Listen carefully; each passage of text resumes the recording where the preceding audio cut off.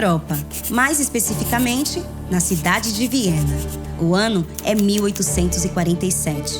Nossa história se passa no Hospital Geral da cidade e narra o desafio enfrentado pelo médico Ignaz Semmelweis. O problema estava na maternidade. Muitas mulheres, depois de parirem seus bebês, adoeciam. Os sintomas eram febre, dores no corpo, vômito e insanidade.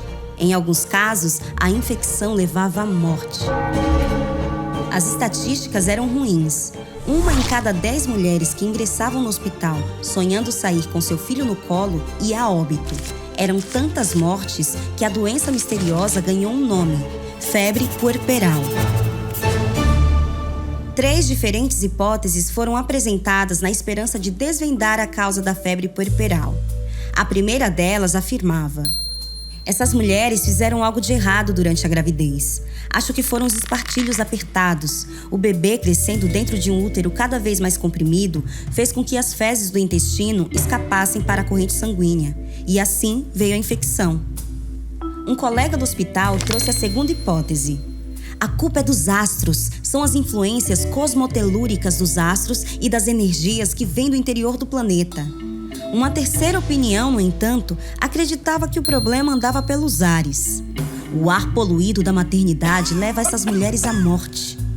As hipóteses apresentadas não foram comprovadas. A causa da febre puerperal seguia desconhecida.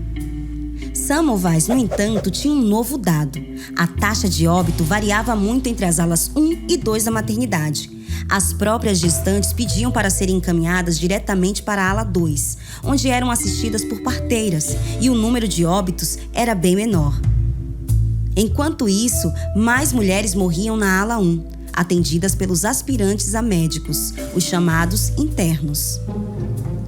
A partir daí, novas hipóteses foram elaboradas. A presença de homens durante o parto faz com que as recatadas mulheres desenvolvam a doença. Já outra voz dizia: são os médicos aprendizes, os internos. Eles não cumprem as regras da assistência no parto. Não, nada disso, dizia outro. Trata-se da superlotação na ala 1. O problema está nas parteiras, bradava outro doutor. Talvez a causa esteja na dieta e nos cuidados pós-parto. A ala 1 deve estar fazendo algo de errado, afirmava um colega. Por fim, um último doutor culpou o padre. Quando a paciente está para morrer, o religioso caminha lentamente até o leito da moribunda. Logo atrás, seguindo os passos do padre, um assistente bate um sino suave, agudo e assustador. A cena aterrorizante faz com que as mulheres desenvolvam a doença. Preciso eliminar o terror na maternidade, manter a esposa viva para o marido e a mãe para o filho, dizia Ignaz Semmelweis. Mas ele não tinha muitas alternativas a não ser testar as hipóteses. O astuto médico decide, então, levantar todas as características das alas 1 e 2 e, aos poucos, mudar alguns protocolos do hospital. Por um tempo, os partos na ala 2 foram normalmente conduzidos pela parteira e assistentes.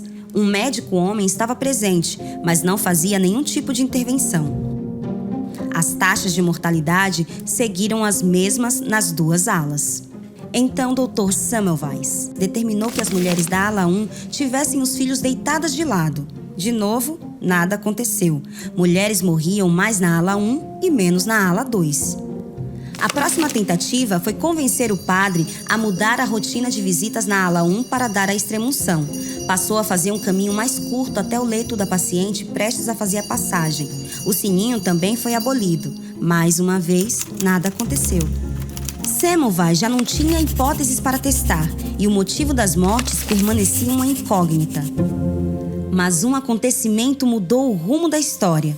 O professor do protagonista de nossa narrativa, de nome Colette K., realizava um procedimento padrão no Hospital Geral de Viena, a necropsia. Examinar cadáveres era uma maneira de aprender sobre os órgãos e tecidos humanos. Por isso, os jovens internos eram sempre chamados para participar. Em um determinado dia, um aluno pouco habilidoso feriu o professor Colette K. com um bisturi. Semmelweis assumiu a finalização da necropsia enquanto o professor tratava do ferimento. Neste mesmo dia, o nosso doutor voltou para a maternidade e foi assistir aos partos. Dias depois chegava a notícia da morte do professor Koletka. Ele teve os mesmos sintomas das mulheres da ala 1: febre, dor de cabeça, vômito, enfim, a causa do óbito foi febre puerperal. Infelizmente, várias mulheres atendidas por Semmelweis no dia do acidente tiveram o mesmo fim: febre seguida de óbito. Apesar da tristeza, a morte do colega médico apontou para uma nova hipótese que poderia explicar a causa de tantas mortes. A hipótese de que a febre puerperal estava sendo causada por partículas cadavéricas transferidas das autópsias para as pacientes. A partir dessa nova hipótese, Semmelweis deduziu que a higienização das mãos poderia reduzir a incidência de febre puerperal. Assim, Semmelweis determinou que ele e os internos adotassem o hábito de lavar as mãos em uma solução de cloro antes de fazer assistência aos partos. E eureka! Pela primeira vez, a mortalidade por febre puerperal na ala 1, onde os internos atuavam, caiu. Foi de 1,27%, enquanto que na ala 2, onde o trabalho de parto era assistido pelas parteiras, registrou 1,33%. Ciência, isso mesmo. A experiência de Semmelweis em Viena nos lembra que o fazer científico passa pela observação da realidade e a interpretação das situações e fenômenos à nossa volta. Esse processo leva em conta a observação, a construção de hipóteses e a atividade empírica que submete as hipóteses a uma avaliação ou testagem. Entre as múltiplas possibilidades de construir a interpretação com base nos dados disponíveis, são duas as principais correntes. A que está baseada no raciocínio dedutivo, que parte de um contexto geral e apresenta uma conclusão caracterizando ou definindo uma situação-fenômeno em particular. A segunda é a que se estabelece com base em premissas particulares para levar a uma conclusão caracterizando ou definindo uma situação-fenômeno mais geral. Ambas as possibilidades de construção do pensamento científico são úteis e colaboram para a articulação de respostas viáveis a diferentes questões de interesse científico.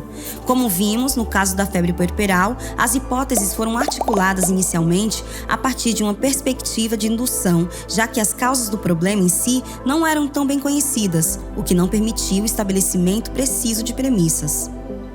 Ao final, considerado um dado novo que impactava diretamente sobre o fenômeno, a sobrevida das puérperas, foi possível a constituição de uma formulação geral, baseada na dedução que concluía que uma estratégia de asepsia, lavar as mãos, impactava nas taxas de mortalidade entre as puérperas.